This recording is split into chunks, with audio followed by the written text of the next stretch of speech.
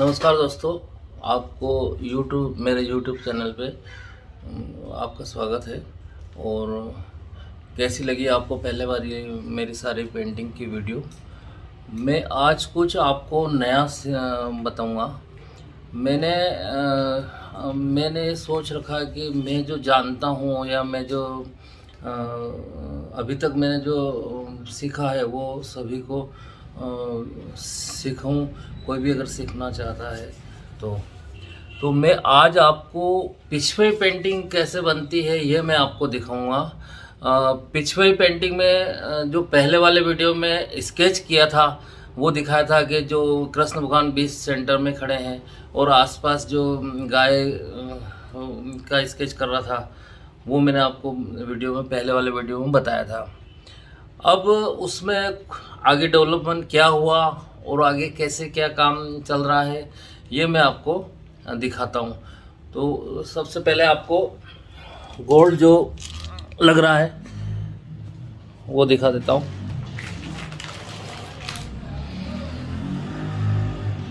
ये इस तरह से गोल्ड लगा रहे हैं हम लोग।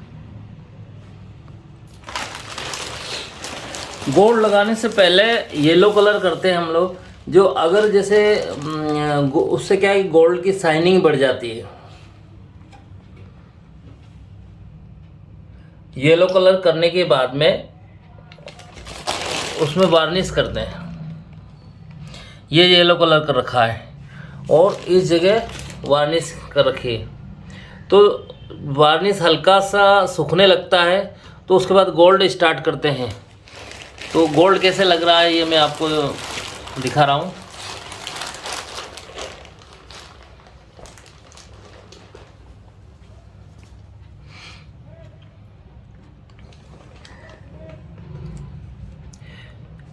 ये गोल्ड है, पतला वाला गोल्ड, जो बिल्कुल जैसे मिठाई के वर्क होते हैं वैसे ही गोल्ड के वर्क हैं ये। जो अगर सांस भी लेंगे तो ये वर्क उड़ जाएगा। तो अभी ठंड में तो ठीक है, पर गर्मी में तो कई बार हमको बिल्कुल पंखा बंद करके और दरवाजे बंद करके लगाना पड़ता है।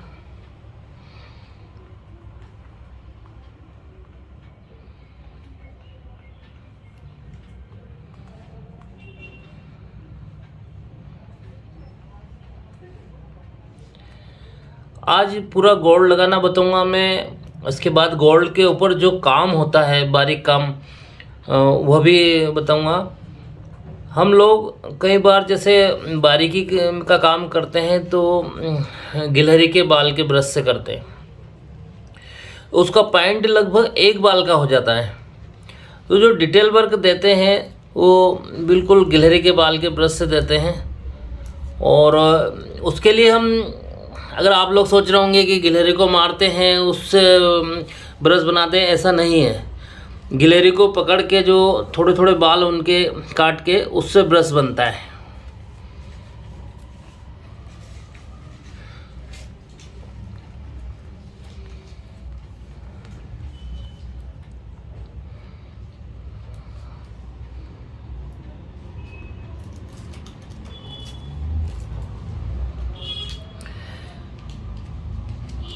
ये एक गाय कंप्लीट भी कर रखी है।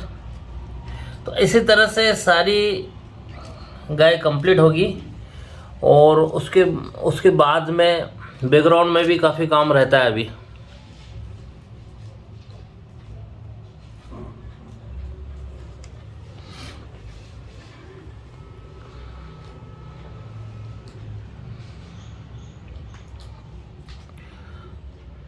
ये गोल्ड लग जाएगा, फिर उसके बाद में आपको थोड़ा डिटेल वर्क कैसे क्या होता है ये मैं आपको बताऊंगा।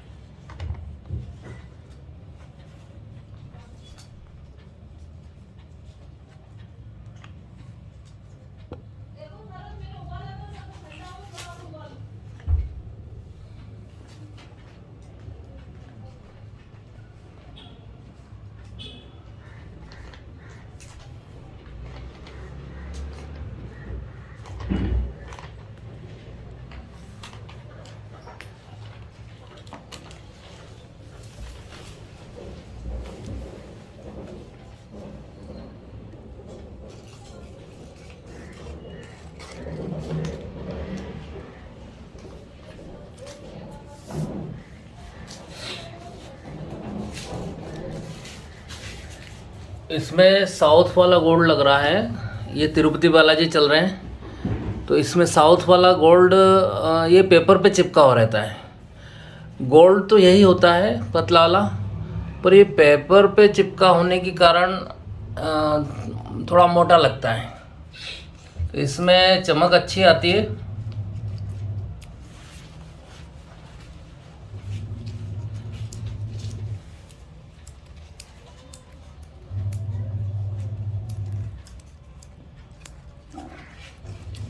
इसमें सबसे पहले उसका जो भी जहाँ लगाना है उसका इम्प्रेशन लेके और उसको सीजर से कटिंग करके फिर बाद में फेविकोल लगा के इस तरह से चिपकाया जाता है।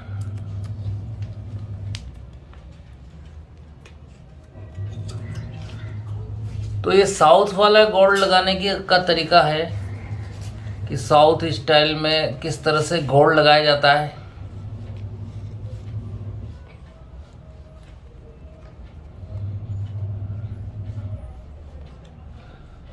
मेरे जो भी देखने वाले हैं उन वो किसी भी प्रकार से किसी भी तरह से कुछ भी सीखना चाहते हैं तो मेरे से कांटेक्ट कर सकते हैं,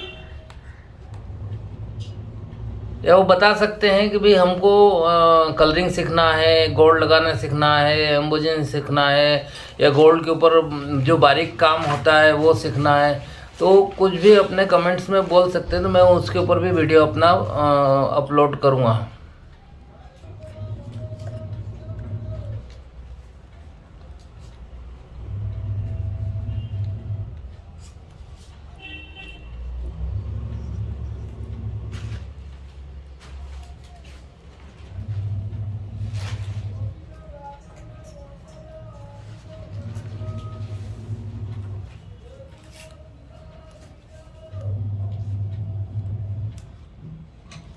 इसको गोल्ड को बहुत ही प्रेशर से और हर तरह से चेक करके और उसको दबाना पड़ता है, क्योंकि अगर गोल्ड नहीं दबेगा तो वो इम्प्रेशन नहीं आएगा जो नीचे बारीक कॉर्न वर्क कर रखा है। तो उसको दिखाने के लिए ये दबाना पड़ता है। देखो अब ये बिल्कुल क्लियर दिख रहा है कि नीचे कौन सी डिजाइन है। ये जो एम्बोज कर रखा है, अगर इसको सही से दिखाने के लिए दबाना ज़रूरी है। इसको हाथ से दबा रहे हैं।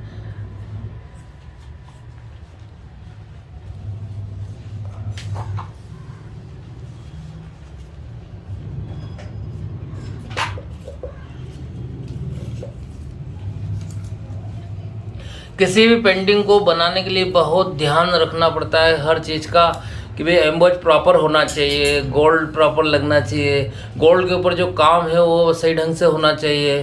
उसके बाद फिर कलरिंग पार्ट है, कलरिंग का जो काम होता है वो सही से होना चाहिए, तब जाके एक स्वरूप भगवान का निकल के आता है।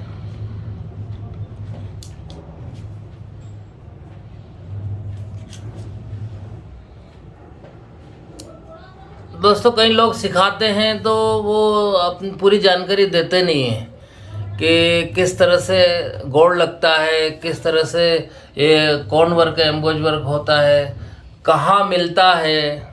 ये सारी चीज़ें छुपाने से कुछ नहीं होता है। मेरा ये मानना है कि आर्ट को जितना बांटोगे उतना बढ़ेगा। जिसे भगवान का नाम जितनी बार लिया जाएगा उतना मतलब भक्त को भगवान की कृपा होगी। उसी तरह से मैं भी सोचता हूँ कि जितना ये कला को मेरी कला को मैं बांटूँ, जितना सीखूँ, उतना मुझे आनंद की अनुभूति होती है और उतना ही मेरा काम बढ़ता है। तो मैं कोई सीक्रेट नहीं रखता हूँ। सीक्रेट तो बस यही है कि काम करो, प्रैक्टिस करना बहुत ज़रूरी है अगर आर्ट सीखना है तो।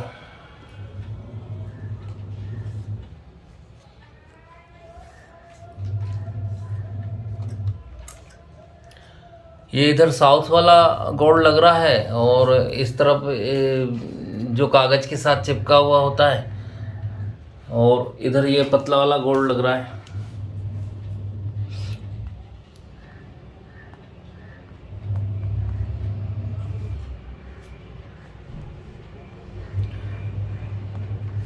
पतले वाले गोल्ड में भी वेस्टेज काफ़ी होता है, क्योंकि कई बार ये इतना पतला होता है कि उठा के रखेंगे इतने वो वर्क ही टूट जाता है।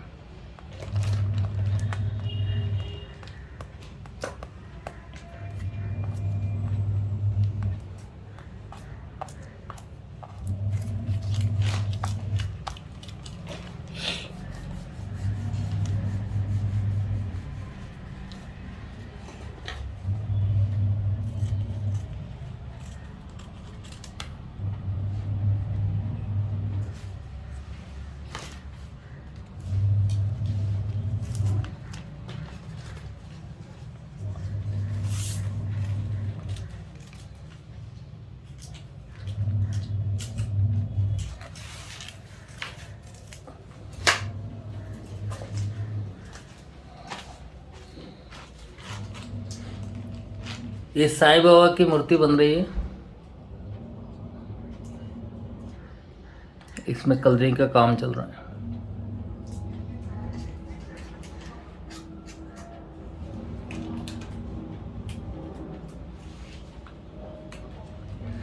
गोल्ड लगने के बाद में उसमें इस तरह से बारीक काम होता है, जो आउटलाइनिंग गोल्ड की। अभी मैंने बताया कि गोल्ड किस तरह से लगता है, और उसके जो इम्प्रेशन दिख रहा है, नीचे जो कॉर्न वर्क दिख रहा है, उसको पूरा गोल्ड प्रॉपर लगा के और उसके आसपास ही बारीक आउटलाइन करते हैं, जिससे गोल्ड और उभर के आ जाए।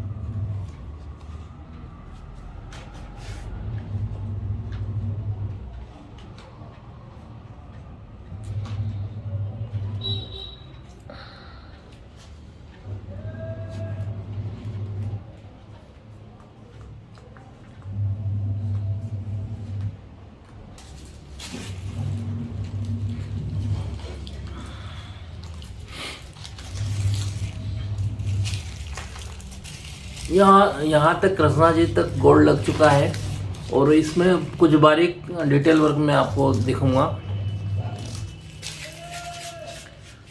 कि किस तरह से इसमें बारीक काम होता है।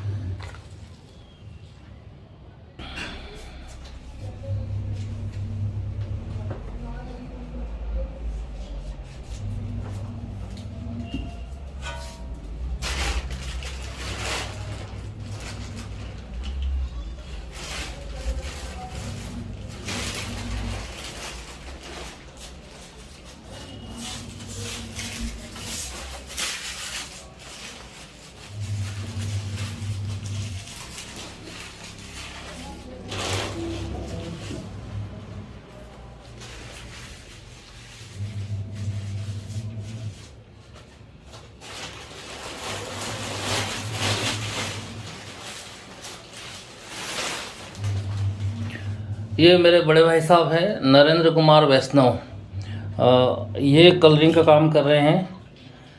आप बताएंगे कैसे क्या क्या कर रहे हैं अभी आप?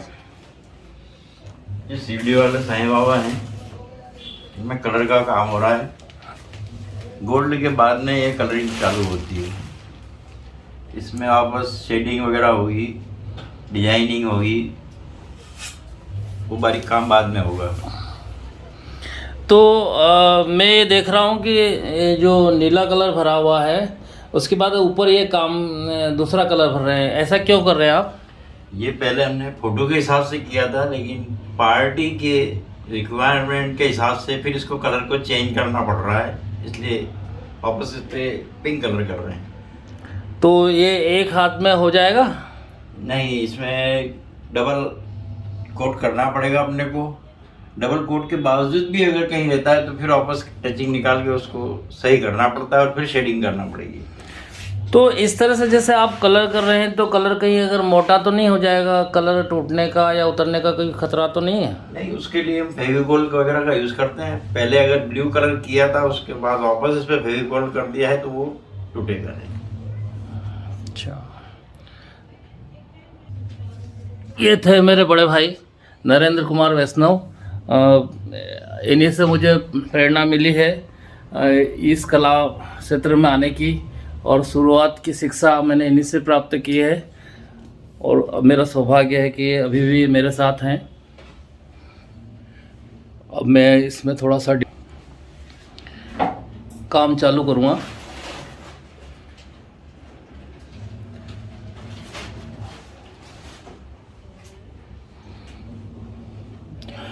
कुछ गायों में गोल्ड लगाना बाकी है, काफ़ी कुछ लग चुका है। और दोस्तों, जब कृष्ण भगवान मुरली बजाते थे तो जहाँ भी होती थी गाय दौड़ के मुरली सुनने के लिए आ जाती थी। इसमें आप देख रहे हैं कि कृष्ण भगवान मुरली बजा रहे हैं और सारी गाय दौड़ के और कृष्ण भगवान की तरफ आ रही है और पूरा मुरली का के संगीत का आनंद ले रही है। अभी क्लियर नहीं है इनका सारी डिटेल, अब इसमें डिटेल का काम चालू होगा। पूरा जो गायों के नाक मुंह वगैरह हाथ पांव या भगवान श्री कृष्ण के सारे वस्त्र फेस बनना, ये सारा अब स्टार्ट होगा।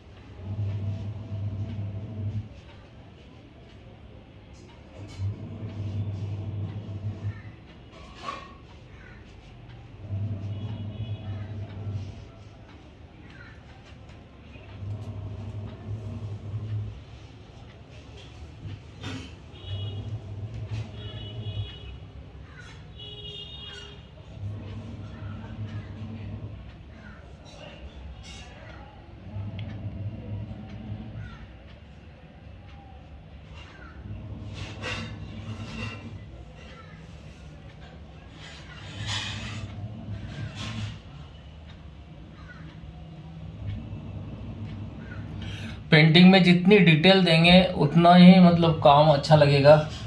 अब इस जो बारीकी एक एक बाल बनाने की कोशिश कर रहा हूँ मैं।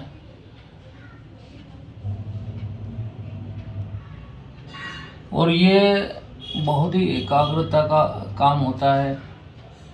जितना एकाग्र मन से काम करेंगे उतना ही काम सुंदर निकल के आएगा।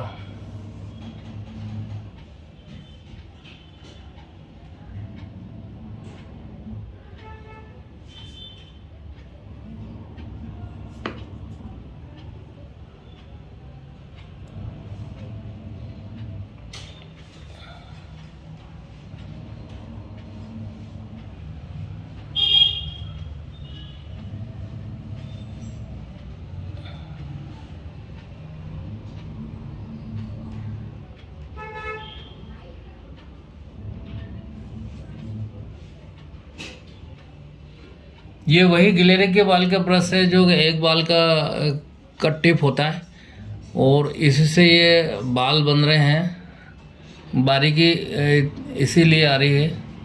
और दोस्तों गिलेरी का बाल का ब्रश जो होता है वो उस तरह से टेढ़ा होता है।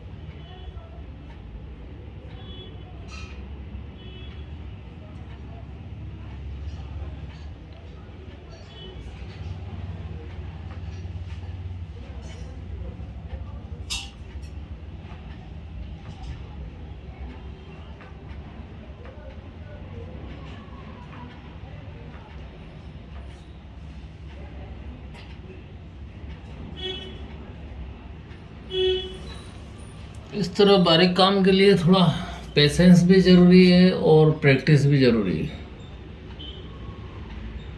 जितनी आपकी प्रैक्टिस होगी उतना आपका ब्रश अच्छा से चलेगा।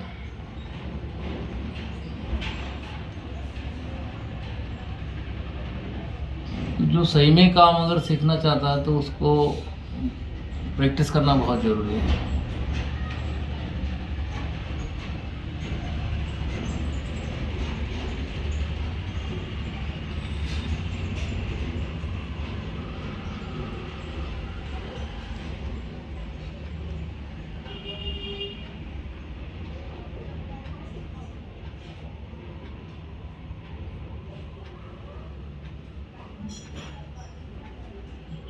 और आप देख ही रहे हो कि एक ही में इतना टाइम लग रहा है, तो पेंटिंग पूरी कंप्लीट होने में कितना टाइम लगता है।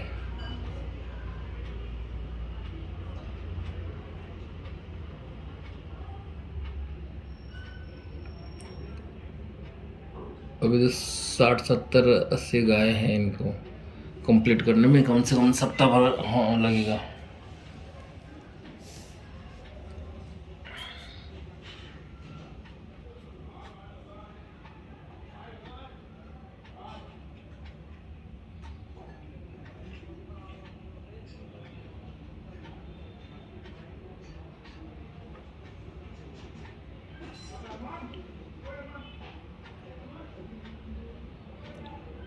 मैं उसी परंपरा से बनाता हूँ जो पहले आर्टिस्ट काम करते थे, और स्केच बना के पूरी पेंटिंग कंप्लीट करते।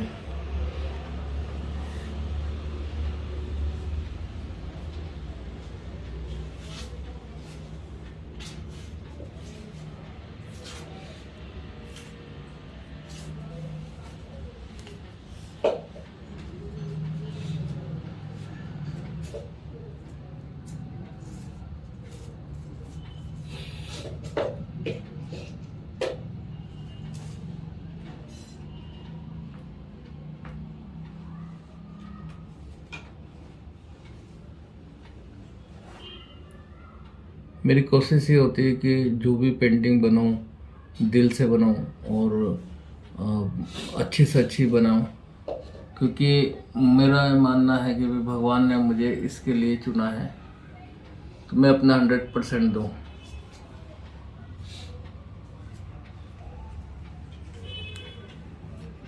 क्योंकि भगवान की पेंटिंग बना के जीवन यापन करना मतलब कि बहुत ही बड़ा मेरे लिए भगवान की कृपा है, और किसी को सिखा के मुझे अब तो बहुत खुशी मिलती है।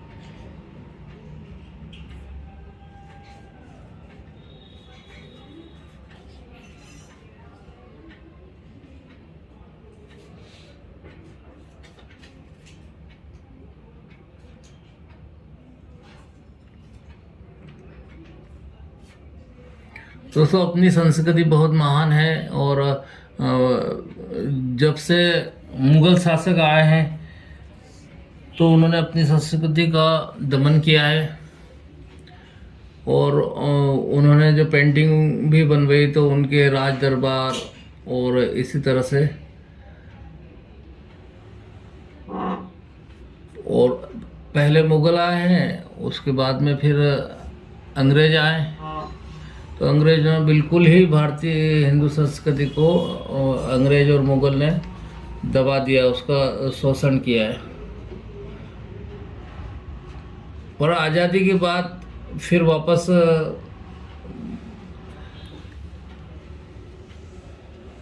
भगवान के प्रति आस्था लोगों की जगी है, और अब इंसान स्वतंत्र है, तो अब अपने गौरवमयी इतिहास को स्मरण करना चाहिए, और अपने जो सनातन संस्कृति को की पहचान होना चाहिए हर इंसान को।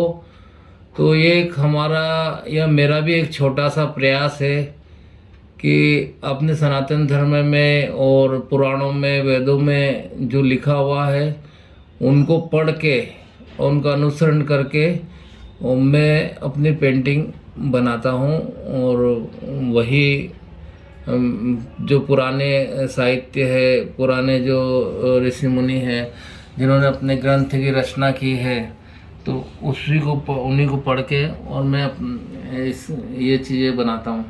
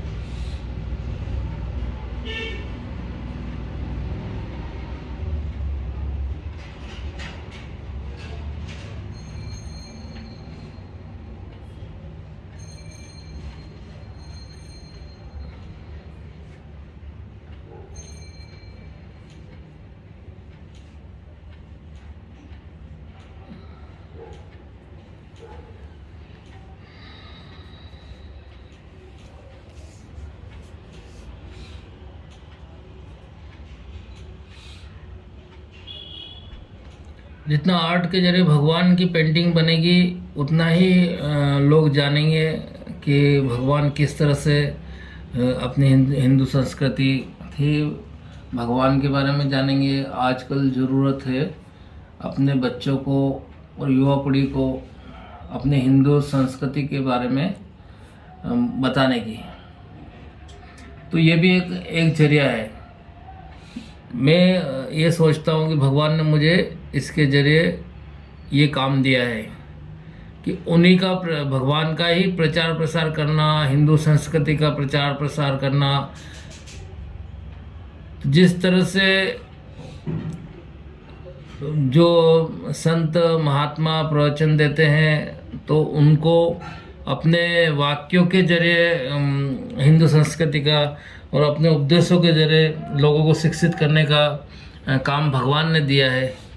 उसी तरह से मुझे जो आर्ट दिया है वो भगवान की पेंटिंग बना के हिंदू संस्कृति को जागृत करने का काम दिया है। तो मेरी कोशिश ये होती है कि मैं पूरी तरह से ईमानदारी से वो अपना कर्तव्य निभाऊं।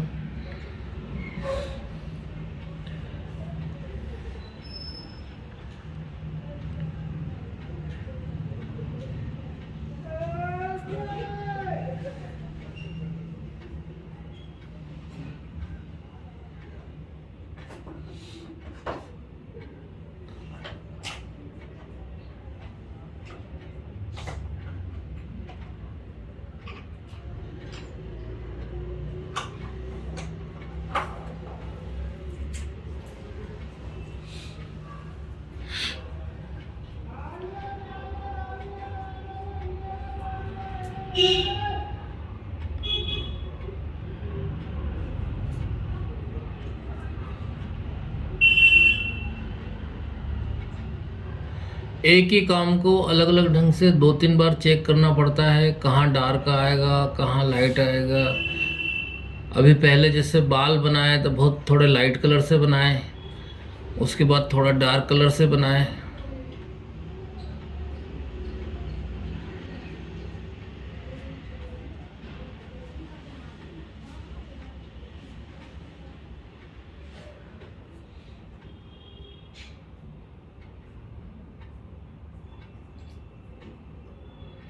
तो एक पेंटिंग को 3-3, 4-4 बार चेक करना होता है। एक फेस जो भी बनाया, चेहरा या जो भी पेंटिंग से संबंधित काम किया, तो उसी को अलग अलग एंगल से लाइट डार्क कलर से 3-4 बार 5 बार चेक करना पड़ता है।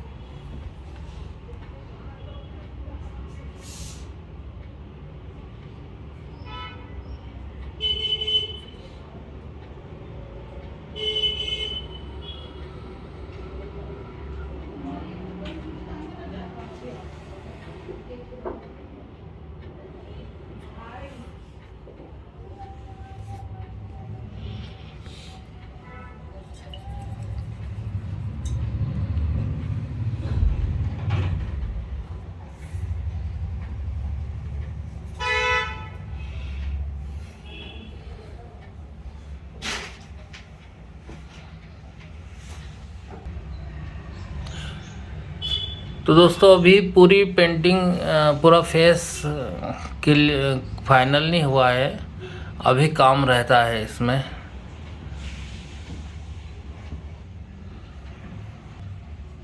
इस वीडियो में मैंने आपको जो स्केच करने के बाद में जो प्रक्रिया है वो बताने की कोशिश की है। जैसे गोल्ड कैसे लगता है, गोल्ड पे काम कैसे होता है, और जो उसके बाद में जो बारीकी किस तरह से दी जाती है। तो ये मेरा एक छोटा सा प्रयास है कि अब पूरा पेंटिंग तो कंप्लीट नहीं कर सकते हैं क्योंकि बहुत टाइम लगना है दोस्तों, और आगे मैं अपने नए नए वीडियो बनाता रहूँगा और आपको अपलोड करता रहूँगा अपने यूट्यूब चैनल पे। आप लोग मेरे यूट्यूब चैनल को शेयर करिए, सब्सक्राइब करिए, और अपने कोई सुझाव मुझे दीजिए कि आप किस तरह की वीडियो में देखना चाहते हैं, क्या आपको सीखना है। मैं हर तरह से आपको अलग जो मैं जानता हूँ वो सिखाने की पूरी कोशिश करूँगा। और मिलते हैं दोस्तों अब अपने मेरे अगले वीडियो में, और अब मैं आपके सुझाव का वेट करूँगा। और ज़्यादा से ज़्यादा मुझे सब्सक्राइब करें और ज़्यादा से ज़्यादा अपने कमेंट और शेयर करें। थैंक यू दोस्तों, जय हिंद।